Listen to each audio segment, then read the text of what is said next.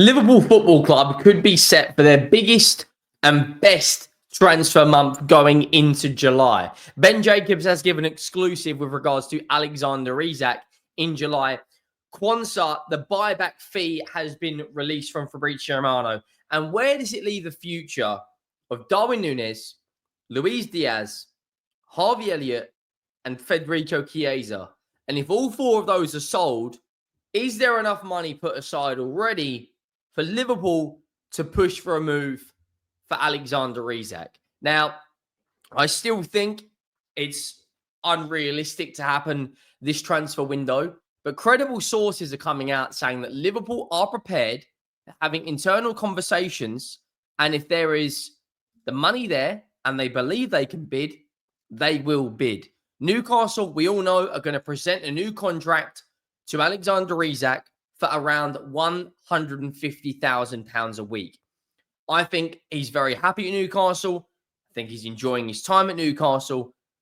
But if Liverpool come in and offer Newcastle United potentially £120 million up front or over installments with a guaranteed fee of that, and then maybe anything like another 30, 40 million pounds on bonuses like winning the Premier League, winning the Champions League, scoring over 20 goals a season, hitting 100 Premier League appearances, the usual stuff, that fee could end up hitting, some people are even saying, close to £200 million. Make sure you go down, drop a like on the video if you haven't already, and make sure you smash the absolute granny out of it. We're closing in now, guys, on 60,000 subscribers. If you haven't already, please go down and smash that subscribe button. We are less than 1,500 subscribers away, and 90% of you, yes, you who watch the content on a daily and weekly basis, aren't subscribed. Now, I want to start with Quansah's buyback fee. Been some crazy reports today. We've seen stuff like some crazy stuff coming out in Saudi with John Duran that could be on his way to Fenerbahce. I mean, that is just a crazy, crazy story, considering he only joined them in January. Romano's put this out saying exclusive, Jarell Quansah set to undergo his medical as a Bayer Leverkusen player on Monday, all booked. It then goes on to say, can confirm again, buyback clause for Liverpool will be worth at least £60 million. Wow. And could even reach 70 million with add-ons. Initial fee also confirmed 30 million plus 5 million. That overall is fantastic business from Liverpool.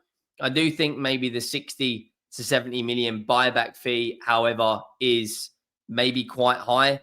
But people forget that he is still a young player. He come out of Liverpool's academy, been a very good academy graduate, only 22 years of age. That for me is a really, really good bit of business. And that's what 50, 60 million pounds already generated from the sales of Quansah and Kelleher. The next one that is on the shopping list for a lot of teams and who has had an unbelievable under-21s campaign is Harvey Elliott. 5 games for the England under-21s, playing in the final tonight. He scored 4 goals this competition. An unbelievable campaign. You know, had a really, really good campaign with Liverpool, but did only make 18 Premier League appearances, won that Premier League title, scored that goal off the bench against PSG. He is wanted by Brighton. And there's people saying that Liverpool will sanction the sale for around £40 million. And if you add on all of these sales, you know, essentially, you're looking at around 150 to 160 million pounds brought back. Sky Sports News have tweeted out saying that RB Leipzig are the latest club to show their interest in signing Harvey Elliott if he's set to leave Liverpool this summer, according to the Mirror. Brighton are prepared to pay £45 million. Now, if you add these fees up, 40 million let's say 45 million for Harvey Elliott, 35 million for Jarell Quansah, that's 80 million pounds, plus the 20 odd million quid for Kelleher. Darwin Núñez is set to leave for around 60 million pounds. You've also got Federico Chiesa and now Luis Diaz, reports coming out in Saudi that they want to pay £70 million. When you put all this together, the fact that Harvey Elliott is a homegrown player, the fact that Quansah is an academy grown, that will do absolute wonders for their FFP. It really, really will. And, you know, if I'm Harvey Elliott, I do think he needs, I'll be honest with you guys, I think he needs game time. I think Brighton will be a really, really good project. I'd love him at Spurs. He's a very, very versatile player, can play out wide, can play in the 8, can play in the 10. And it all kind of puts this into a perspective. Ben Jacobs, one of my favorite journalists, very, very, very credible journalist. In July, I think Liverpool's perspective, they will still work out the Alexander Isak situation. Liverpool are not wanting to give up on Alexander Isak, and you can't move now because the situation with Newcastle isn't clear. And Liverpool will wait to understand if there is an opportunity to move for Alexander Isak. And if there is, of course, they will place a bid. That will be their priority, to see whether the dream target is feasible. And that's why I think at the moment, going into July, their main priority until the mid to end of July is going to be outgoings.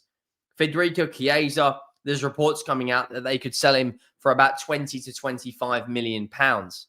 And when you look at what they've already got, then you look at the report come out with regards to Saudi links for Luis Diaz. It's you're looking at around, you know, I don't know how reliable this report is, but you're looking at around maybe 200 million pounds from, you know, to sell all of these players.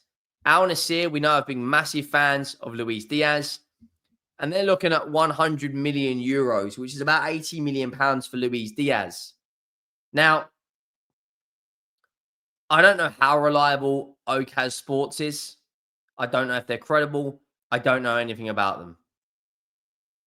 What I would say is 80 million pounds for Luis Diaz, 40 million for Quansah, 45 million for Harvey Elliott, 50 million for Nunez, 10 million for Trent. There is more than enough funds to go out there and pursue this Alexander Isak deal. I don't necessarily know if it's realistic. Ben Jacobs, also, to clarify, said this yesterday to kind of speak on Luis Diaz. He said, keep an eye on the Luis Diaz. He's Al-Nassr's top target at the moment. Liverpool don't want to sell if an offer arrives between 80 to 100 million euros. You never know. Liverpool might change their mind, and the decision would depend on Diaz. Al-Nassr are going to be really active when we get into July. I think this July could be the biggest month or the busiest month for Liverpool in a long, long time. Darwin Nunez as well, another player, looks like he's going to be moving to Italy to play for Napoli. Another sale for Liverpool. You know, you're looking at 2 days ago, Fabrizio Romano said negotiations between Napoli and Liverpool for Darwin Nunez.